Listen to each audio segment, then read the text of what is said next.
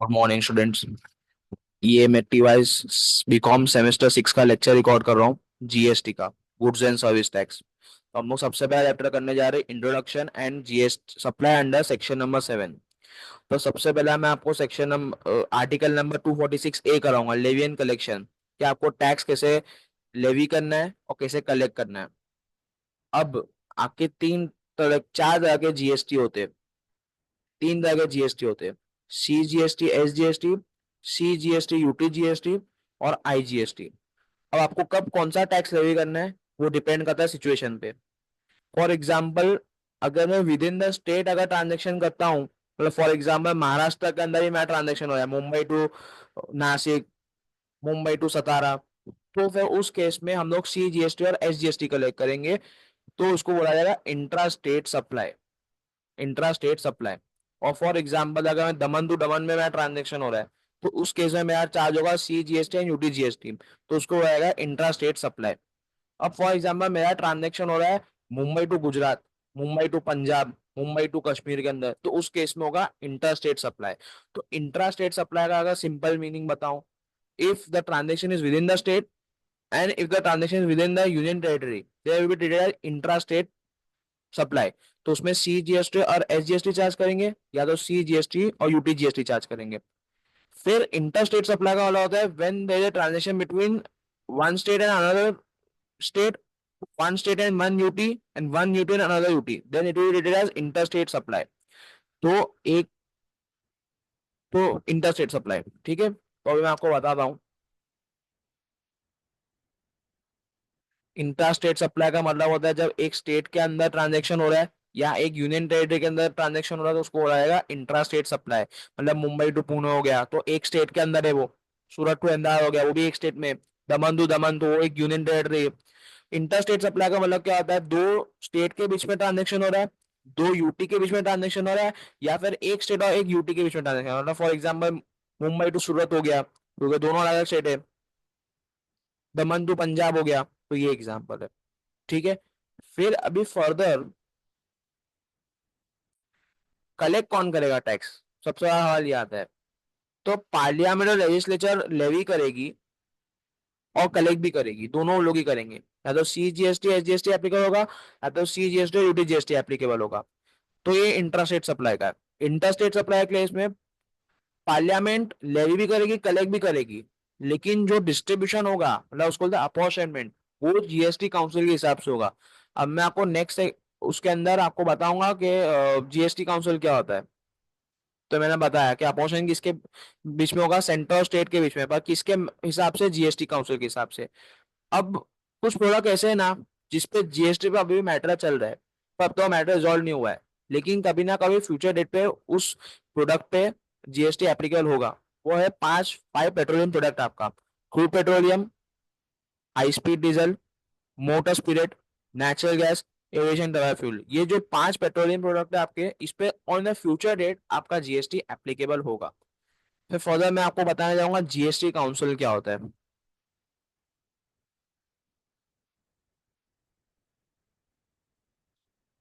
Article number 279 ए के अंदर GST council बताया गया है कि जीएसटी काउंसिल में कौन कौन होगा। तो जो चेयरमैन होगा वो यूनियन मिनिस्टर ऑफ फाइनेंस होगा।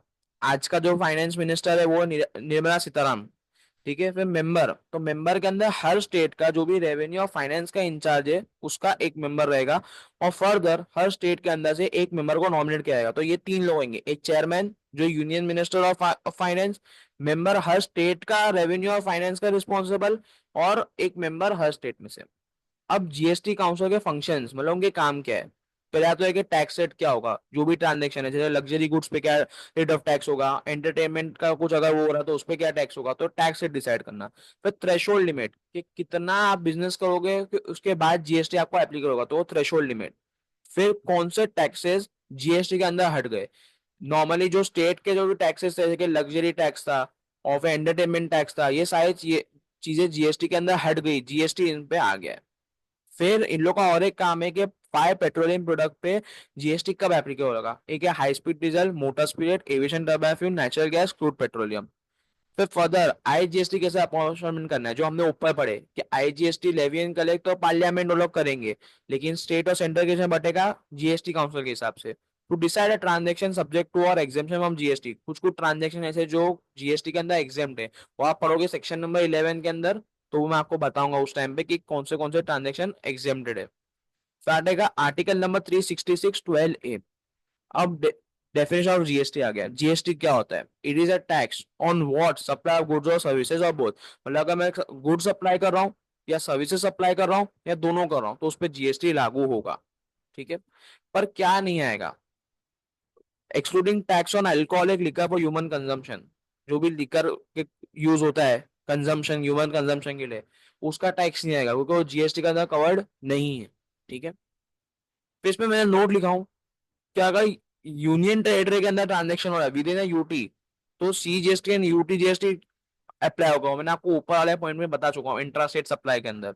अब नॉर्मली हमको मालूम है पुदुचेरी, दिल्ली, जम्मू कश्मीर को यूटी माना जाता है, मतलब यूनियन टेरिटरी, लेकिन जीएसटी के अंदर इसको स्टेट माना जाएगा। पुदुचेरी, दिल्ली और Jammu Kashmir treated as state under GST, सिर्फ जीएसटी के लिए। अभी definition of goods and services के, गुड्स क्या होता है, सर्विसेज क्या होता है। सबसे पहले आएगा गुड्स अंडर सेक्शन 2 क्लॉज 52। तो गुड्स का मतलब क्या होता है मैं आपको बताता हूँ। Means all kind of movable property which include things attached to earth which can be sever before supply.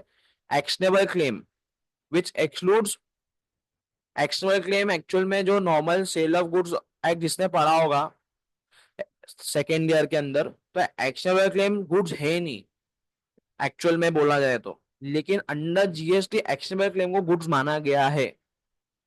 ठीक है, मनी भी गुड्स नहीं माना जाएगा, सिक्योरिटीज भी गुड्स माना नहीं जाएगा। तो ये आपका था गुड्स का डेफिनेशन। ठीक है, फिर उसके बाद आता है सर्विसेज। अब इन लोगों को सर्विसेज के लिए कुछ मिला नहीं, तो इन लोगों ने डेफिनेशन बहुत अजीब बना है। Under section 2 clause 102 mean anything other than goods, इतना सिंपल डेफिनेशन बना दिए। जो चीज गुड्स नहीं है उसको सर्विसेज माना जाएगा। ठीक है, लेकिन उसमें क्या चीजें नहीं आएगी, मनी नहीं आएगा, सिक्योरिटीज भी नहीं आएगा, इमोरल प्रॉपर्टी भी नहीं आएगा, लेकिन उसके अंदर क्या आएगा, transaction in relation to immoral property. मतलब फॉर एग्जांपल रेंटिंग हो गया, कंस्ट्रक्शन हो गया, ब्रोकरेज हो गया, ये सारी चीजें आपकी आएगी तो उसको सर्विस माना जाएगा। Transaction in relation to securities, मतलब मैं सिक्योरिटीज खरीद रहा हूँ, बेच रहा हूँ, उसके रिलेटेड में कुछ ब्रोकरेज भर रहा हूँ। फॉर एग्जाम्पल मेरा ब्रोकर है, मैं उससे शेयर खरीदता हूँ बेचता हूँ, मैं तो मैं उसको चार्जेस देता हूँ। फॉर एग्जाम्पल आजकल सब नए एप्स आए, ग्रो ऐप है, तो इसके अंदर क्या आता है कि उन लोग है ना कमीशन लेते हैं। जब भी हम सिक्योरिटी सेल परचेस करते हैं ना, तो उस पर हम लोग कमीशन भरते हैं, तो उसको जीएसटी के अंदर सर्विस माना जाता है। And transaction in relation to use of money, for example किसी ने बैंक से लोन लिया, उन लोगों को इंटरेस्ट पे कर रहा है, जो पैसा लिया लोन का वो सर्विस नहीं माना जाएगा, जो इंटरेस्ट तुम पे करो तुम उसको सर्विस माना जाएगा।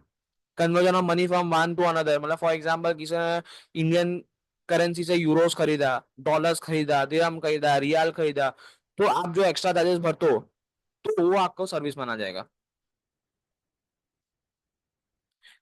वन करेंसी टू अनदर, जो मैं आपको अभी एग्जांपल दिया, वन फॉर्म टू अनदर मतलब कैसा, फॉर एग्जांपल मेरे पास कैश है, मुझे डिमांड ड्राफ्ट चाहिए, तो मैं बैंक के जाके कैश डिपॉजिट करूंगा, उनसे डिमांड ड्राफ्ट लूंगा, तो one form to another, one currency to another, one denomination to another for which additional consideration charge, जिसके लिए जो एडिशनल कंसिडरेशन चार्ज होता है ना उसको सर्विस माना जाएगा। मतलब मैं अगर करेंसी खरीद रहा हूँ, मैं कुछ एडिशनल कंसिडरेशन दे रहा हूँ, तो उसको सर्विस माना जाएगा। मैं करेंसी करेंसी ले रहा हूँ उसको सर्विस नहीं माना जाएगा, मैं एडिशनल कंसिडरेशन दे रहा हूँ वो। फिर one denomination to another, one form to another, तो ये आपका हो जाएगा सर्विस। फिर further things attach to earth include things rooted to earth, मतलब जो गाड़ा गया है उसको बोला जाएगा things attach to earth. Embedded to earth, फिर आता है things attach to earth, what is embedded to earth. अभी जो हमारा things attach to earth can be movable only if it can be, अगर उसको डिटैच किया जाए डिसमेंटल, तो फिर उसको माना जाएगा। तीनों कंडीशन सेटिस्फाई होनी चाहिए, रीयूज और reassembled in the same form without being material damage. For example मेरे पास एसी है, अब मैं एसी कोई भी जगह से निकाल के कहीं और लगा सकता हूँ, एक कंडीशन वो सेटिस्फाई हो गया। उसको मैं रीयूज भी करता हूँ ऑब्वियस चीज है, और मटेरियल डैमेज नहीं होना चाहिए। अब इसके अंदर एक एग्जाम में बताता हूँ, एक शीट आती है, मुझे उसका नाम एग्जैक्टली याद नहीं है, उसमें अगर आप एक जगह लगा दो और जब आप निकाल दो ना वो मटेरियल डैमेज हो जाता है, तो फिर उसको मूवेबल प्रॉपर्टी नहीं माना जाएगा और उसको गुड्स नहीं माना जाएगा। ठीक है, इसका अंदर एग्जाम्पल होगा मैं स्ट्रीट लैम्प और एसी, क्योंकि ये निकाल के इसको मैं वापस यूज भी कर सकता हूँ और डैमेज भी नहीं होता। कभी डैमेज हो गया तो फिर मूवेबल प्रॉपर्टी नहीं माना जाएगा, अदरवाइज मूवेबल माना जाएगा। फिर transaction relation use of money, अब मैंने इधर एग्जाम्पल देखा आपके लिए। फॉर एग्जाम्पल किसी बंदे ने बैंक से लोन लिया, इसको आप जो सर्विस नहीं मानोगे, लेकिन जो ये एडिशनल कंसिडरेशन आपने चार्ज की ना 5 लाख रुपीज का, इसको आप कंसिडरेशन, इसको आप वो मानोगे, सर्विस मानोगे। अभी मैंने नीचे लिखा भी हूँ, 50 lakh transaction only money neither goods nor service. खाली आप पैसा ले रहे दे रहे हो तो उसको गुड्स भी नहीं माना जाएगा, सर्विस भी नहीं माना जाएगा, जो भी आपका सेक्शन है उसके अंदर।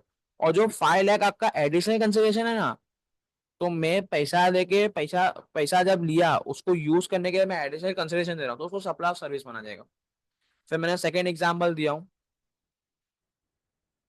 फॉर एग्जांपल एक जन ने डिमांड ड्राफ्ट बोला बनाने के लिए, उसने चेक दिया। अब जो ये 50,000 है ना, ये डायरेक्ट मनी यूज करने के लिए, तो इसको गुड सर्विस नहीं माना जाएगा। लेकिन जो ये एडिशनल कंसिडरेशन में पे कर रहा हूँ ना, इसको मैं सर्विस मानूंगा। तो इधर लिखा हूं मैंने, 50,000 ट्रांजेक्शन ओनली मनी ना और गुड्स और सर्विस। सिर्फ पैसा रहेगा तो उसको नहीं माना जाएगा गुड्स और सर्विस। लेकिन अगर उसको कन्वर्ट करा रहा हूँ या मैं उसको एक्सचेंज करा रहा हूँ, तो फिर मैं उसको सप्लाई सर्विस मानूंगा। अब अगर मैं डायरेक्ट बिल्डिंग या फिर फ्लैट खरीद रहा बेच रहा हूँ ना, तो उसको सर्विस और गुड्स दोनों नहीं माना जाएगा। लेकिन अगर मैं रेंटिंग के लिए दे रहा हूँ, कंस्ट्रक्शन करा रहा हूँ, ब्रोकरेज करा रहा हूँ, इंटीरियर करा रहा हूँ, तो उसको सप्लाई और सर्विस माना जाएगा, अदरवाइज कुछ भी नहीं माना जाएगा। फिर मैं फर्दर बढ़ता हूँ। अभी डेफिनेशन ऑफ सप्लाई, अभी पहले तो गुड्स और सर्विस समझ लिए, लेकिन सप्लाई क्या होता है वो भी तो समझना पड़ेगा ना हमको। तो 7.1 में क्या बोला है, सप्लाई इंक्लूड्स, उसके अंदर 4 अलग अलग सेक्शन है, 7.1 ए, 7.1 ए, 7.1 बी, 7.1 सी।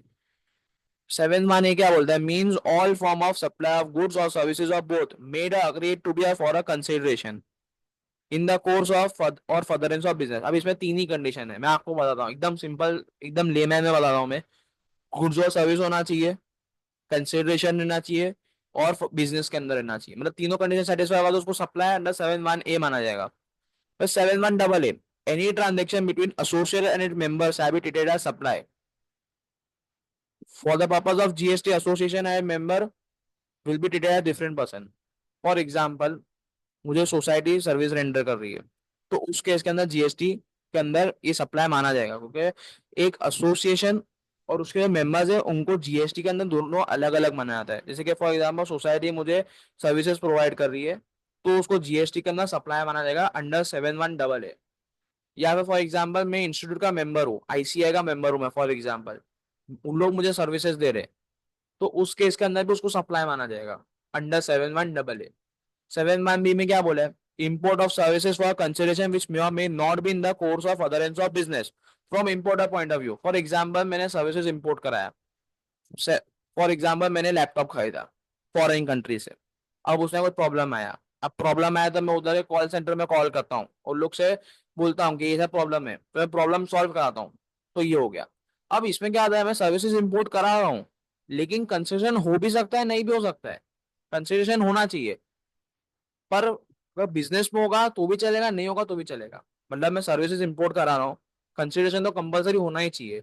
पर बिजनेस में, नॉन बिजनेस में तो भी चलेगा, कोई प्रॉब्लम नहीं है।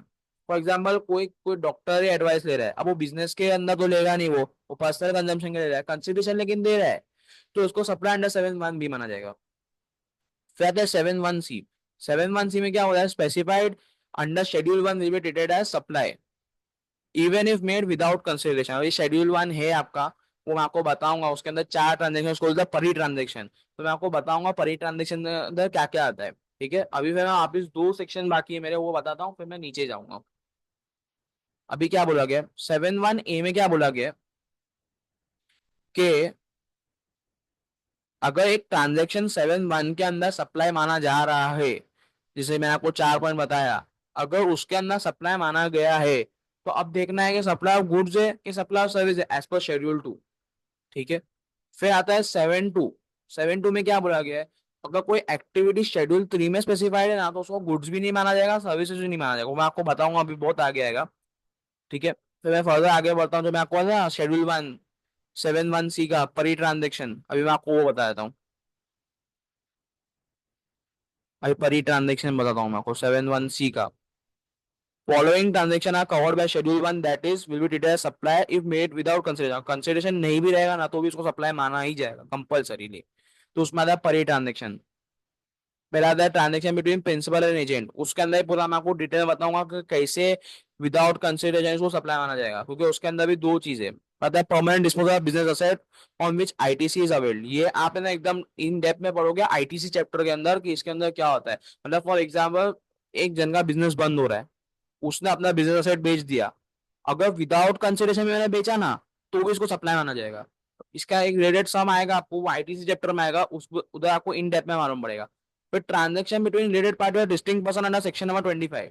रिलेटेड पार्टी के अंदर भी आपको पूरा लिस्ट आएगा। फॉर एग्जाम्पल मैं किसी एक जन के साथ ट्रांजेक्शन कर रहा हूँ विदाउट कंसिडरेशन। फॉर एग्जाम्पल मेरे ही फैमिली मेंबर है, मैं उनके ट्रांजेक्शन कर रहा हूँ, मेरा बिजनेस है, मैं अपने फैमिली मेंबर को गुड्स दे रहा हूँ विदाउट कंसिडरेशन, तो भी इसको सप्लाई माना जाएगा।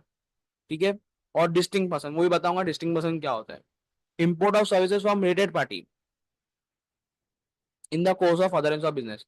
अभी वो जो पॉइंट था ना वो अलग था, जो हम लोग ने ऊपर 7(1) के अंदर हम लोग ने जो पढ़ा 7(1)(b) के अंदर, वो इसमें डिफरेंस है। उसमें क्या था, सर्विस इंपोर्ट करा रहा हूँ नॉन रिलेटेड पार्टी से, कंसिडरेशन में बिजनेस हो गया नहीं हो कोई प्रॉब्लम नहीं। लेकिन यहाँ पर अगर मैं रिलेटेड पार्टी से कोई ट्रांजेक्शन कर रहा हूँ, सर्विस का जो इंपोर्ट करा रहा हूँ मैं, वो बिजनेस के लिए रहना चाहिए। अगर वो पर्सनल रहेगा तो फिर उसको कंसिडरेशन में नहीं लेंगे। ठीक है। फिर फर्दर मैं आगे बढ़ता हूँ। रिलेटेड पार्टी में कौन कौन आता है।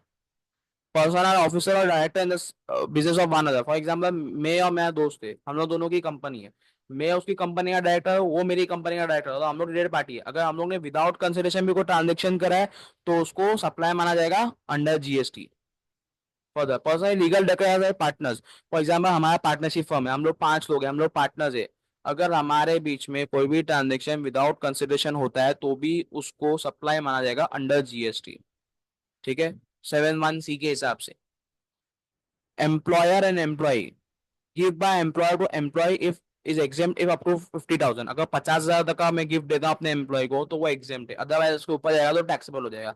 इसके लिए भी कुछ है रिलेटेड नोट, मैं आपको बताऊंगा कि क्या आता है। One person controls another. For example एक जन दूसरे जन के बिजनेस को कंट्रोल करता है। फॉर एग्जाम्पल मेरी कंपनी है, मेरे दोस्त की कंपनी है, मैं अपने दोस्त की कंपनी में 25% से ज्यादा मैं कंट्रोल वोटिंग पावर होल्ड करता हूँ, मतलब मेरे पास 25% से ज्यादा इक्विटी शेयर्स है, तो मैं उसको कंट्रोल करता हूँ। बराबर। अब मैं उसको अगर कंट्रोल करता हूँ, अगर हमारे बीच में कोई भी ट्रांजेक्शन हुआ विदाउट कंसिडरेशन ऑल्सो, देन उसको क्या माना जाएगा, supply under GST under this schedule number 1। Both of them control third party. For example मेरी कंपनी है, मेरे दोस्त की कंपनी, हम लोग किसी थर्ड पार्टी कंपनी को कंट्रोल कर, दोनों मिला के 25% के ऊपर का हमारा वोटिंग पावर है, तो भी उसको क्या माना जाएगा, रिलेटेड पार्टी अंडर शेड्यूल 1। ठीक है। मैं further third party control both of them. For example एक थर्ड पार्टी मेरी और मेरे दोस्त की कंपनी को कंट्रोल करिए, तो हम लोग तीनों रिलेटेड पार्टी हो गए। अगर हमारे बीच में कोई भी ट्रांजेक्शन होगा तो सप्लाई माना जाएगा अंडर जीएसटी। फैमिली मेंबर में क्या क्या स्पाउस चिल्ड्रेन। अच्छा अभी ये देखना, स्पाउस और चिल्ड्रेन इंडिपेंडेंट और डिपेंडेंट हो प्रॉब्लम नहीं है, लेकिन brothers sister parents grand parent हमेशा डिपेंडेंट रहना चाहिए। वो इंडिपेंडेंट रहेंगे तो वो फैमिली मेंबर में नहीं आएंगे। अभी प्रिंसिपल एजेंट का मैं बताया था आपको। If invoice to customer raise by the agent on its own name own account, then transaction between principal and agent is covered under schedule 1। अभी मैं इसका एग्जाम्पल दूंगा तो आपको और क्लेरिफाई होगा कि क्या मैं बता रहा हूँ मैं। और लेकिन अगर दूसरा केस है, if invoice is raised to customer by the principal or on behalf of the principal or on behalf of the principal, then schedule 1 will not be applicable. तो उस केस के अंदर शेड्यूल 1 एप्लीकेबल नहीं होगा। ठीक है। अब मैं इसका आपको एग्जाम्पल देता हूँ। अभी एक कंपनी है, उसका नाम है आशिका साड़ी। वो अपने हैदराबाद के एजेंट को सैंपल बेचता है, सैंपल तो फ्री का ही रहता है ऑब्वियसली, कुछ चार्जेस तो होते नहीं है। फिर वो आगे कस्टमर को बेचता है। अब फॉर एग्जाम्पल आशिका सारी इनवॉइस बना रहा है, हैदराबाद का एजेंट इनवॉइस नहीं बना रहा है, आशिका सारी खुद मतलब खुद प्रिंसिपल अगर इनवॉइस बना रहा है तो उस केस के अंदर वो शेड्यूल 1 में नहीं आएगा, तो उसको शेड्यूल 1 के अंदर कंसिडर नहीं किया जाएगा। लेकिन फॉर एग्जाम्पल एक कंपनी ली कूपर, हर किसी को पता है ली कूपर बहुत बड़ा ब्रांड है, उसने शॉपर स्टॉप को सैंपल्स दिया, शॉपर स्टॉप ने आगे बेचा, शॉपर स्टॉप ने खुद के नाम पे इनवॉइस बनाया खुद के उस पे, तो फिर इसको शेड्यूल 1 के अंदर कवर किया जाएगा और सप्लाई एप्लीकेबल हो जाएगा। ठीक है, तो भी मैं यहाँ तक ही आज के लिए इतना कराता हूँ। फिर फर्दर आपको नेक्स्ट लेक्चर में कंटिन्यू कराऊंगा। अभी देखो मैं ना नोट्स आपको ये लेक्चर में नहीं दूंगा, जब मेरा थियरी पूरा एंड हो जाएगा तब मैं आपको नोट्स भी दे दूंगा, और मैं आपको क्वेश्चन बैंक भी पूरा प्रिपेयर करके जाऊंगा कि जैसे आप क्वेश्चन करो और थरली करके जाओ। देखो जीएसटी बहुत इजी है स्कोर करना, जीएसटी में ऐसा कुछ वो नहीं एकदम टफ, आप आराम से 60-70 प्लस कर सकते हो अगर आप पूरा थरली पढ़ के जाओगे तो that's it for the day, thank you so much. अगर कुछ भी रिलेटेड कंटेंट चाहिए तो आप जरूर कमेंट करिएगा, लाइक करो, शेयर करो, सब्सक्राइब करो। So that's it for the day, thank you so much.